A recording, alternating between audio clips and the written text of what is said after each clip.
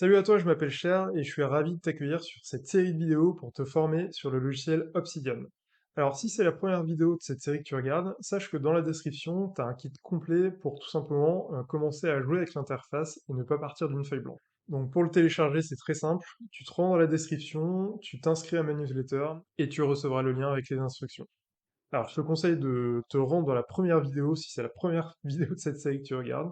Ça te permettra de suivre les instructions, télécharger le logiciel, et tu commenceras par le commencement. C'est logique. Pour le reste, je te propose de commencer ou continuer à te former sur le logiciel. Alors, dans ce module, on va tout simplement faire les principaux paramètres pour configurer le logiciel.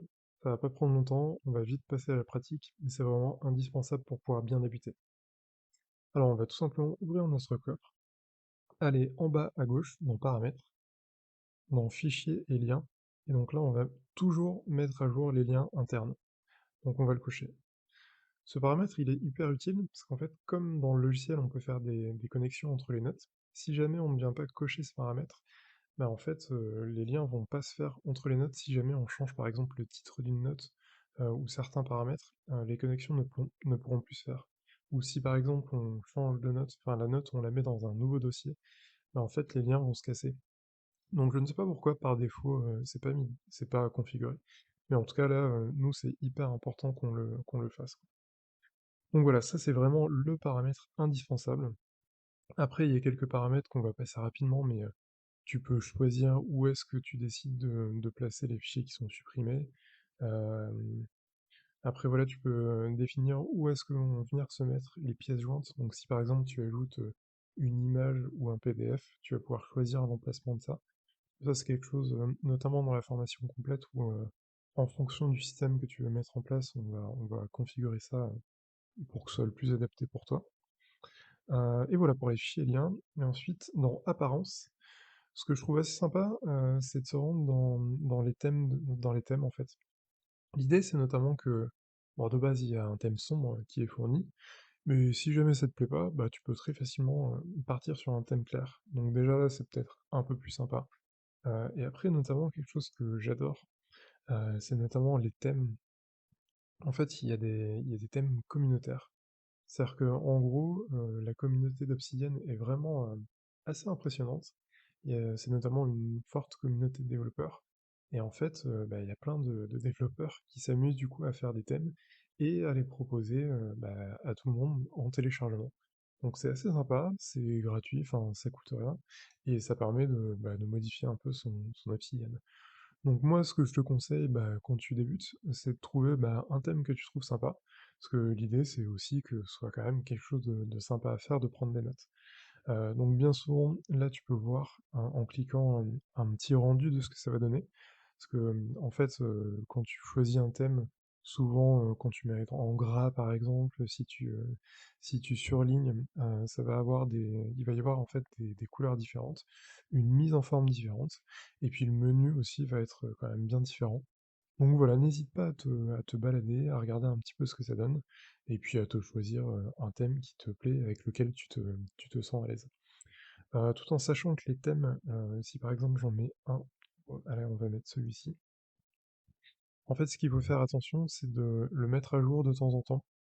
En fait Obsidian fait régulièrement des mises à jour du logiciel, et en fait la personne qui a créé ce logiciel va mettre à jour en fait le thème si jamais il y a des choses qui ont bougé, de la mise en place qui a bougé dans le logiciel, ça leur permet de réadapter un peu tout ça. Donc voilà, n'hésite pas à faire un tour de temps en temps pour mettre à jour. Donc voilà pour cette partie apparence. Donc voilà, là je vais revenir au thème classique, mais en tout cas, tu sais que ça existe. Et ensuite, on va tout simplement aller dans les plugins. On va aller dans les plugins pour configurer ceux qui vont être importants pour la suite de la formation. Donc qu'est-ce qu'un plugin? Un plugin, c'est tout simplement une sorte de micro-logiciel qui va pouvoir s'ajouter à Obsidian pour pouvoir l'agrémenter. Ce qui est assez sympa, c'est que Obsidian est livré de base avec certains plugins qui sont pas forcément tous activés.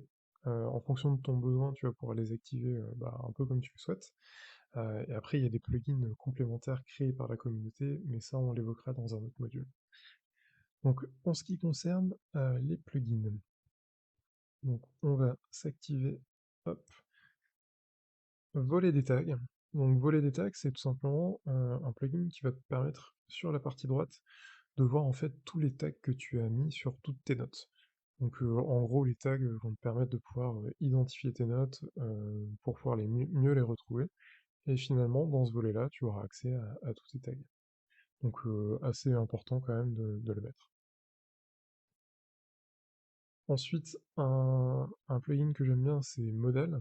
Model, c'est tout simplement un plugin qui va te permettre de pouvoir configurer comme des notes à trous. Donc plutôt que d'éviter, enfin d'avoir à chaque fois à retaper le même contenu, moi je sais notamment que j'utilise vachement dans le cadre de mes réunions, et ben tu cliques sur Model, tu fais un clic, et en fait t'as ta note à trous qui va se mettre, et tu n'auras plus qu'à remplir les trous. Donc assez pratique et assez important de le mettre. Je te conseille également de mettre commande slash. Commande slash, je vais te montrer en direct. En fait, dans Obsidian, tu as possibilité de faire des actions, donc notamment par exemple quand tu as des plugins, ou si par exemple tu veux créer une nouvelle note ou accéder à la vue graphique, eh bien pour faire ces actions, tu peux soit cliquer sur certains boutons, soit utiliser des raccourcis clavier, et sinon, la dernière chose, c'est de faire un slash. Donc là, notamment quand je fais un slash, eh bien tu vois que tu as accès à toute une liste de commandes que tu vas pouvoir déclencher. Donc voilà, c'est assez pratique. Au début, on ne pense pas forcément à faire ce slash-là, mais finalement c'est assez utile et on se rend compte que ça peut être assez intéressant, notamment quand on est vraiment à fond dans notre truc. Faire un slash, c'est assez rapide et ça permet de gagner du temps. Ensuite, je te conseille également de mettre les favoris. Donc favoris, c'est tout simplement pour mettre en favori des notes. Donc là, si par exemple la note que je viens de créer, je fais un clic droit dessus, je peux l'ajouter aux favoris. Donc ça me permet d'y accéder assez rapidement. C'est plutôt pratique, ça dépanne assez bien. On va également activer plan. Donc plan, tout simplement, c'est ce qui va te permettre de voir d'un coup d'œil les différents niveaux de titres qu'il y a dans ton fichier. Enfin, plutôt la hiérarchisation, on va dire, de ton fichier. Donc c'est plutôt pratique et je te conseille également de le mettre.